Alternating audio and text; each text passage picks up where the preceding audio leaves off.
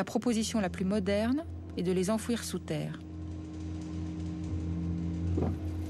Le site de Bure, dans la Meuse, a été choisi pour installer un laboratoire unique au monde. Une équipe de scientifiques teste ici la possibilité de stocker les déchets radioactifs en très grande profondeur.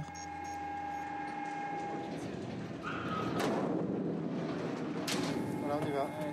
C'est parti. Voilà, donc on va descendre à 490 mètres. C'est au milieu de la couche d'argile que l'on étudie. Cette couche d'argile se situe entre moins 422 et moins 552 mètres. Donc on va stocker des déchets nucléaires de haute activité vie longue et de moyenne activité vie longue. Donc des déchets fortement radioactifs? Les déchets les plus radioactifs. Alors ce que l'on étudie ici, ce sont en fait les propriétés de confinement de la roche.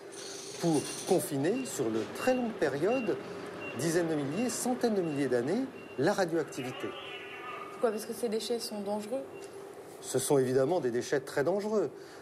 Et au bout de certain nombre de milliers d'années, les colis de déchets seront soumis à une dégradation.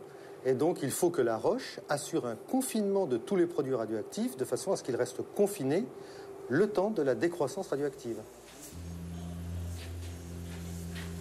Le béton, l'inox et le verre qui enferment la radioactivité finiront par disparaître. Les déchets seront relâchés et traverseront lentement la couche d'argile pour remonter à la surface. Les déchets seront dangereux au moins 200 000 ans.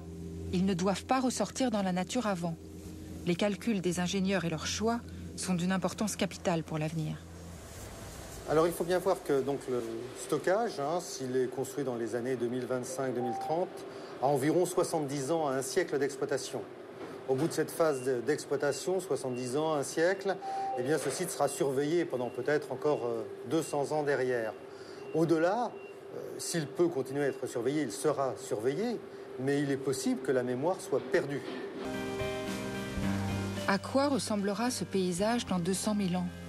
Y aura-t-il une ville, une mer de glace, un océan ou un champ de fleurs comme aujourd'hui? Le nucléaire est la seule activité humaine qui nous demande de nous projeter sur de telles durées. 200 000 ans. Ce sont plus de 6 000 générations qu'il faut mettre à l'abri de nos activités actuelles. Pour terminer cette enquête, nous avons un dernier rendez-vous avec Hubert Reeves. Nous avions envie de demander à l'astrophysicien le plus reconnu ce qu'il pense de cette technologie qui nous engage sur 200 000 ans. Le problème du nucléaire, je dirais, c'est d'hypothéquer l'avenir. Hypothéquer l'avenir entre le moment où vous mettez un réacteur en marche et le moment où vous l'avez démantelé, il peut y avoir plus d'un siècle. Est-ce qu'un seul régime politique a pu durer un siècle? Est-ce qu'il y en a beaucoup dans l'histoire? Il y en a très peu. On voit aujourd'hui l'Argentine qui a été très riche à un moment donné, qui devient très pauvre, l'Union soviétique qui s'effondre. On ne peut pas parler de stabilité politique à l'échelle de 1000 ans, en tout cas. Imaginez que les Égyptiens avaient fait stocker du nucléaire. Aujourd'hui, vous voyez qui s'en occuperait.